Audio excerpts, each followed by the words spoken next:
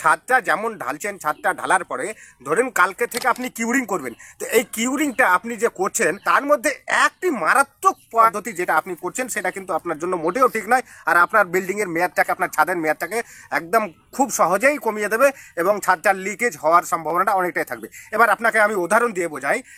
আপনি ধরুন মাটি আর সিমেন্টকে যদি এক জায়গায় মিশ্রণ করে যদি রেখে দেন তো সেটা কত পরিমাণ শক্ত হতে পারে। হ্যাঁ, আপনি ঠিকই ধরেছেন, এই কথাটাই হচ্ছে মানে আজকের টপিক। তো এটা কীরকম, সেটা যেমন ধরুন আপনি ছাদ ঢালছেন, ছাদ ঢালে মিস্ত্রি সব কিছু করে দিয়েছে, আপনি সকালবেলা কিউরিং করবেন।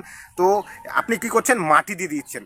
মানে মাটি দিয়ে আপনি আল যেমনটা ভিডিওতে দেখতে পাচ্ছেন, মাটি দিয়ে ছোট ছোট করে মানে আপনি আল করে দিয়েছেন। এই আলের ওপরেই কিন্তু আপনি আল বেঁধে দিয়েই আপনি এখানে জল দিচ্ছেন।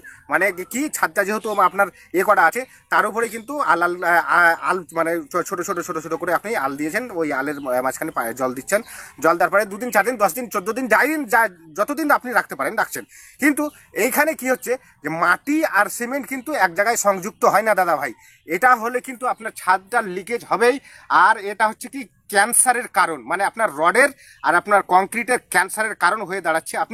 আপনি যে অক্লান্ত পরিশ্রম করেছেন, এই সামান্য একটু ভুলেই কিন্তু আপনার ছাদটা কিন্তু নষ্ট হয়ে যাচ্ছে। তো এর সঠিক পদ্ধতিটা হচ্ছে কি, যে এটা বিভিন্ন কোম্পানির এর উপরে, মানে প্রথম থেকে আমি বলি, বিভিন্ন কোম্পানি এর উপরে সিট বিছিয়ে কিন্তু সেটাকে ঠান্ডা রাখার মানে করে। আপনি ধরুন যে ছাদটা ঢালার পরে কিন্তু যে কংক্রিটটা হয়ে থাকে সেই কংক্রিটটা কিন্তু গরম হয়। এই গরমটাকে ঠান্ডা করার জন্যই কিন্তু জলটা দেওয়া হয়, কিউরিংটা করা হয় গরমটাকে ঠান্ডা করার জন্য। এবার এখন গরমকালে যে জলটা যে এখন আপনি জলটা দেবেন, ধরুন আপনি 1 ইঞ্চি জল দিলেন, আর যে এখন রোদ্রের তাপ, এই রোদ্রের তাপে কিন্তু আপনার ছাদটা কিন্তু ঠান্ডা হতে পারছে না। কিন্তু কি জন্য পাচ্ছে না, যে আপনার ওই জলের থিকনেসটা হচ্ছে কম। আপনি এখানে একটু সামান্য জল দিয়ে আপনি ভেবে নিলেন যে আমি কিউরিং করে দিলাম, জল দিলেই ঠান্ডা হয়ে গেল। কি, জল দিলেই ঠান্ডা হয় না। অন্তত কমপক্ষে আপনাকে 3 ইঞ্চি জল লাগিয়ে রাখতে হবে। মানে কমপক্ষে আপনাকে ছাদের উপরে 3 ইঞ্চি জল লাগিয়ে রাখতে হবে। এবার বিভিন্ন পর্যায়ে মানে বিভিন্ন আছে, অনেক ক্ষেত্রে কেউ আবার ওটা ঢাকা দিয়ে দেয়, ওটা আলাদা জিনিস, ওটা ঠান্ডা রাখার জন্য করা হয়।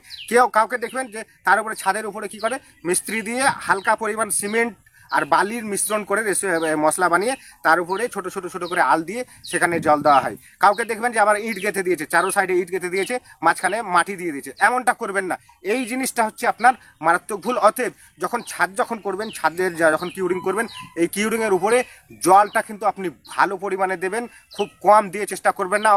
অনেককেই দেখেছি যে জলে ছিটা মেরে দিচ্ছে। জলে ছিটা মেরে দিলে কি ঠান্ডা হয়? ঠান্ডা হয় না, ওটা বাষ্প। আপনার গরমটা হচ্ছে সিমেন্ট যখন জলের সাথে মিশ্রণ হয় তখন কিন্তু একটা হিট তৈরি হয়। এই হিটটাকে ঠান্ডা রাখার জন্যই কিন্তু এই কিউরিংটা করা। কিউরিংয়ের মেন উদ্দেশ্য হচ্ছে এটা। তো অতএব মানে যখন আপনি ছাদের উপরে কিউরিং করবেন, কিউরিংটাকে ভালোভাবে করবেন যেন জলটা বেশি পরিমাণে থাকে। তো এই হচ্ছে আসল পদ্ধতি। আপনি মাটি দিয়ে করতে যাবেন না, নইলে আপনার কিন্তু সব কিন্তু শেষ হয়ে যাবে। অতএব সাবধান হবেন, সচেতন হবেন।